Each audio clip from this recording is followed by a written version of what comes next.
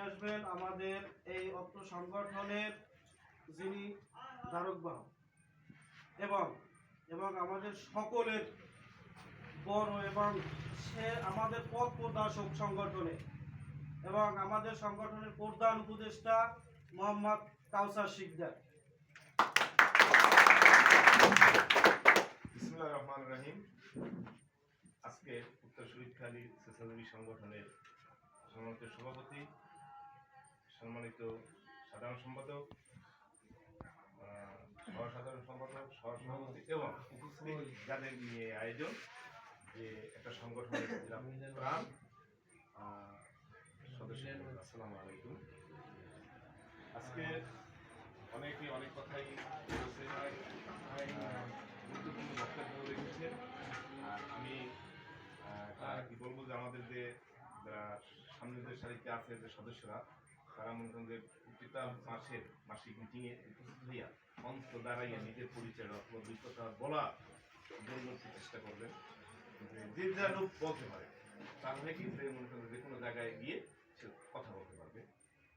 তা আমার আসলে খুবই ভালো লাগেছে যে এইভাবে একটা সংগঠন, যে আমরা কোনো প্রতিযোগিতায় নামি নাই, হ্যাঁ, আমরা মনে সহযোগিতা, আমাদের মধ্যে কি নাই, প্রতিযোগিতা নাই, আছে কি সহযোগিতা।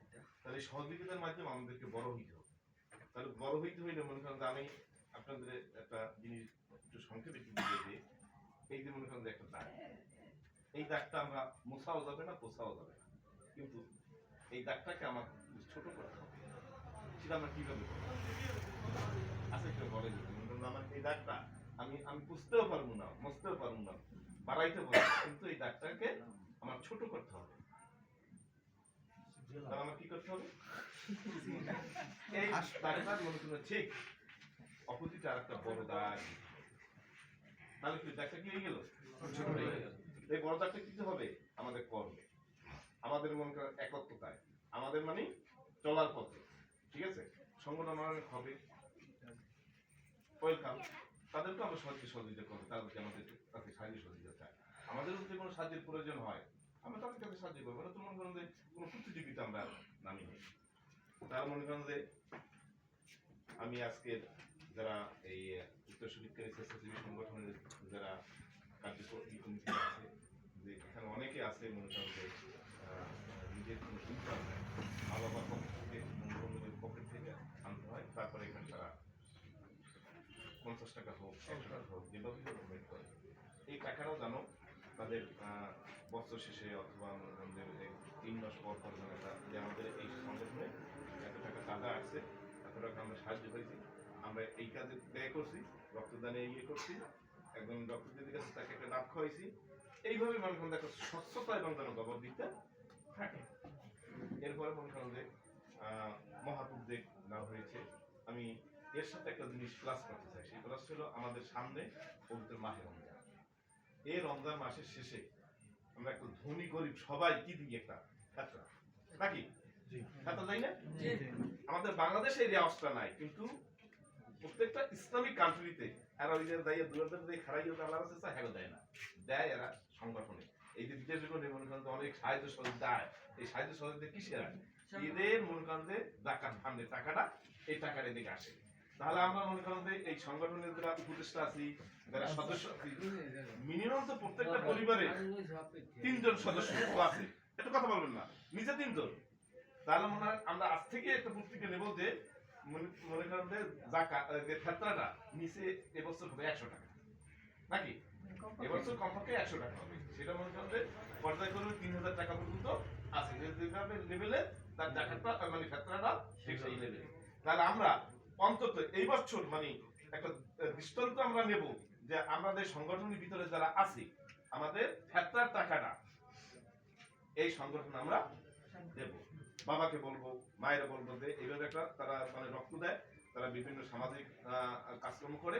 তা আমাদের এই ফেতরার টাকাটা যদি একাত্তর হয়, দেখা গেছে যে আমাদের লিস্টে 75 জন সদস্য আছে, উপদেষ্টা মন্ডলী আছে এবং আরো যারা আছে, এই ফেতরার টাকাটা যদি আমরা এখানে মানে জমায়েত করতে পারি, একাত্তর করতে পারি, তাহলে আমাদের বড় একটা অনার্স একটা ফান্ড আসবে। এই ফান্ডটা যখন আসবে তখন আমরা মনে করেন যে একটা তাৎক্ষণিক বৈঠক দিলাম, একজনকে আমরা সাহায্য করলাম। একজনকে এমন সাহায্য করলাম যে মনে করেন যে একজন একটা রিক্সা চালাইতে পারে না, সে আজীবনের মনে মনে করেন তাকে একটা যদি রিক্সা কিনে দেয় এবং সেটার মধ্যে পিছনে আমাদের সংগঠনের নামটা থাকবে, তাহলে উনি উপকৃত হবে। আর যদি আমরা 100 টাকা 50 টাকা একজন দিই, ওইভাবে মনে করেন একজন ব্যাপক আকার উপকৃত হয় না।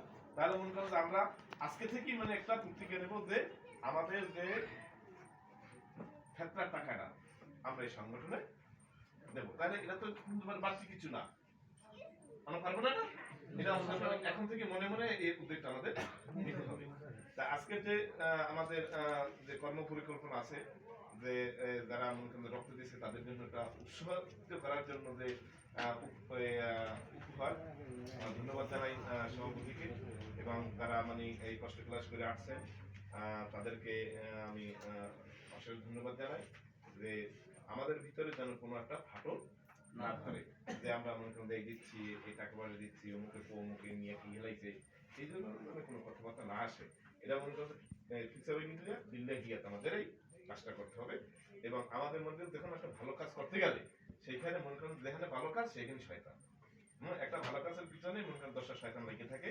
তার মনে করেন ভালো কাজ যেন না করতে পারে। অমৃতলাল আছে, অমৃতলাল দে কলেজের নাম শুনুন না, অমৃতলাল, উনি কিছু প্রথম একটা জীবনে একটা বিড়ির ফ্যাক্টরি বানাইছে। ফ্যাক্টরি বানানোর পর অনেক ধন্যবাদ পাইছে, কিন্তু যখন একটা কলেজ করতে গেছে, একটা প্রতিষ্ঠান করতে গেছে, তখন তার পিছনে হাজার শত্রু লেগে গেছে। তখন উনি কয়, হায় আফসোস, আমি একটা বিড়ি খাই না, মানুষের ক্ষতি হয়, এটা যখন মানে বানাইছি তখন আমার কোনো শত্রু আছে না। যখন আমি একটা মানে মানে একটা কলেজ, একটা প্রতিষ্ঠান করতে গেছেন, আমার শত্রুর কোনো অভাব নাই। তাহলে ভালো কাজের পিছনে শত্রু থাকবে, এই জন্য মনে করেন যে বসে থাকলে চলবে না, সামনে এগিয়ে যেতে হবে। তাহলে আমি চাচ্ছি যে আমাদের যে সংগঠনের যে সদস্যগুলো, এগুলো আমার খুব ফ্রুটফুল মনে হচ্ছে। যদি মনে করেন যে এরা মনে করেন যে মাঠে ঘাটে যেখানে এদেরকে ব্যবহার করা যাবে, তারা মনে হয় কাজে মনে এরা পারফেক্ট। তাই সবাইকে আবারও শুভেচ্ছা এবং ধন্যবাদ। এবং এই স্বেচ্ছাসেবী সংগঠন যেন আস্তে আস্তে ভবিষ্যতে যেন দেশব্যাপী নাম কামাই করতে পারে এবং তাদের কর্ম পরিযোজনা আরো বৃদ্ধি পায়, এই আশাবাদ ব্যক্ত করে সবাইকে আমার অন্তরের অন্তরস্থল থেকে আবারও শুভেচ্ছা জানিয়ে শেষ করলাম। আসসালামু আলাইকুম, সবাই ভালো থাকবেন।